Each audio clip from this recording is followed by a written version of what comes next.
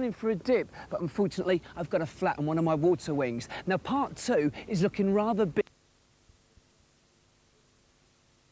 Sit back, relax and enjoy her beat version of Come to Me.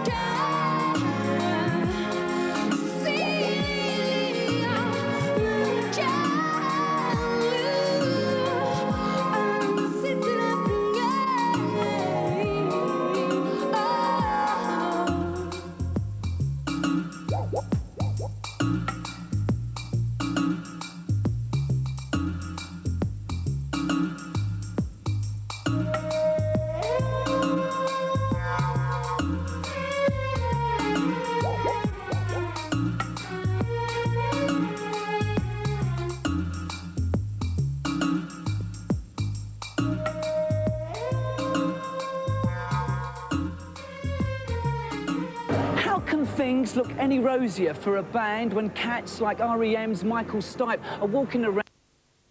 Well, the best thing about Sugar Cubes was it was not a full-time band. And we never made any sort of long-time period plans. So we always did just one record, and then we all went off to do whatever we're doing. And then maybe a year later we did another one. In a way, that's still the situation. So there's a chance that you might go back and do more stuff? Yeah, together. I mean, after the first album, we all said to each other, oh, we'll never do this again. It was great fun, but, you know, but now we've done 3, so I'm just not saying anything anymore. I'm just saying it might not, you know, we don't know. Well, let's talk about this album, because you initially started recording this one yourself, didn't you? Did you have like a definite sort of goal when you started, a definite sound that you wanted to achieve with Debut? Sort of, you know. I wanted to be all sort of things, like harps and saxophones and techno beats and kind of like no style would sort of limit what I wanted to do. So kind of more focus on the songs, and each song would just get whatever he needed. It didn't matter what it would be. Right. I mean, after you did start, you brought in Nelly Hooper, who we know for his work through Soul to Soul. I mean, that was probably, you know, I guess as far as your fans of the Sugar Cubes were concerned, a bit of an unusual choice. I mean, how did that come about? Well, I didn't intend to get a producer or anything. I was just going to do my little album quietly in the corner sort of thing, you know. It's a bit of a private one. And then, you know, I kind of got to know him through friends, and we were hanging out a lot together, and it just ended up that after getting to know him, something sort of, you know, sort of magical was going on. We kept sending each other cassettes, and it's kind of like, you know, it's kind of like 1 + 1 is 3 kind of situation, you know? But then again, I like, my target with this whole album was to break down all these stupid barriers, like, got jazz people here that eat jazz food and talk jazz language, and they go to jazz places and live a jazz life, and they got the rock and rollers, and they do this and that, and then they got the classical people who do like this and this and this. But, you know, on this album it's like a harp player, like jazz saxophone players, and, you know, all those different people, and Indian string section that was recorded in Bombay, and then like me and like Nelly, who are probably the 2 sort of main characters on the album. It's like all of them were like delighted to be able to not do something in their category, kind of like sneak outside that. Let's talk about Corky Howe, who's somebody who's played on the album. Now, she's a 60-year-old harp player who's played with legends like Sinatra, Ella Fitzgerald as well. How did you get her involved in the album, and what was she like to work with? I mean, there's a story behind this, I understand. That's why I've asked this one. Well, she was the first one I contacted, you know, and that was like 3 years ago or 2 years ago. And I just found out there was this lady in Los Angeles who played jazz and harp in a very violent manner. In a violent manner? Yeah, not like these angel stuff, you know. She kind of sits on her roof, skyscraper, and watches the city with all the helicopters and all the gangsters following each other, and plays her harp and sweats really hardcore and stomps and sort of bit sort of Jimi Hendrix vibe, you know. So I, of course, you know, was completely attracted by that and met her. And first we were going to do my songs, but she didn't really get them, you know, which is kind of fair enough. You know, there's a bit of a generation gap going on there. So we kind of ended up meeting up in the middle. So we kind of recorded the only cover version that's on the song, which is like Someone in Love, you know. So much fun. It was a bit of an excuse just to be able to meet her, do you know what I mean? It's like one of those characters you only meet once in your life, you know. The gigs! When was the last time